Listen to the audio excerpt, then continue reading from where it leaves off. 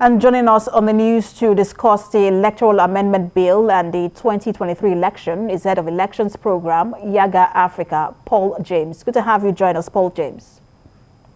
Good afternoon, and thank you for the invitation. So when you look at this latest piece of legislation that is now called the Electoral Act 2022, how much of an improvement is it on the previous one? Well, exciting times for Nigeria, especially if you have the chance to look through the Electoral Act, you will realize that this is really a progressive act and that would definitely fix some of the challenges we have seen in the elections that were conducted in the past. 150 days to the election and 24 hours before the election, unlike what we used to have in the past, where party primaries. You were speaking as to the improvement of this bill on the previous one, and I also just wanted to talk about how optimistic you are, and by you I mean Yiaga Africa, is in terms of how the capacity of this bill to guarantee free and fair and credible elections in the country.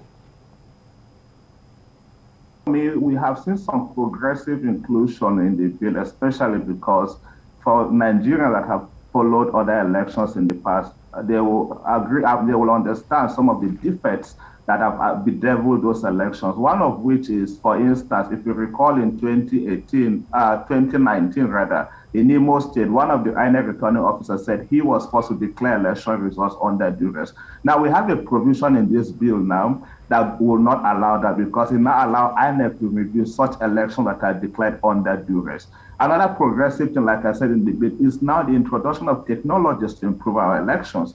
The bill has legalized the electronic accreditation of voters. The bill has also legalized electronic transmission of results. Over and beyond that also is the issue around how to determine overvoting in our election. Before now, overvoting are determined by the number of registered voters, which of course we know oftentimes is not the number that comes out to vote in an election. If you recall, in 2019, INEC registered 84 million Nigerians, but only issued permanent voters card to 72 million Nigerians.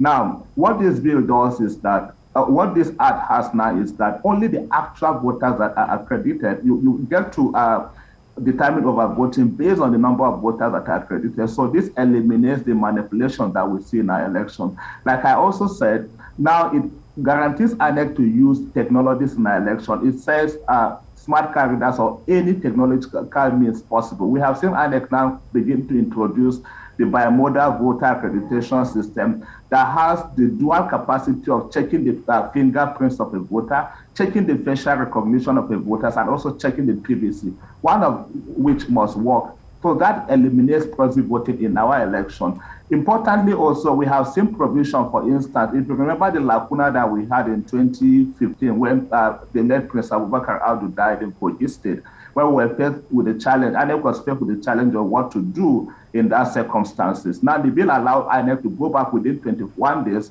to see how they can conduct the election to review that. For a governorship or presidential candidate in that election, if the person dies before election results are declared, the running mate can just take over and simply just nominate another running mate. While for the National Assembly elections, there will be election conducted within the window of 14 days. The parties will have to go back and do another party primary to elect who becomes their representative in the election. So for me, over and beyond, this is a progressive and inclusive bill that is better than what we had in the past, especially also on the part of persons with disabilities. Important to state that, because the bill also now mandates INEC to ensure any means possible that persons with disability are carried along in our election, meaning INEC must provide braille ballot guides. Absolutely. But, you know, in all of this, I'm sorry to jump in because I think my time is up, but compliance also is very key, and that's what stakeholders are talking about. The politicians complying to the sections of this bill. Thank you so much, Paul James, Yiaga Africa's Head of Election Programs. Thank you very much. All the best.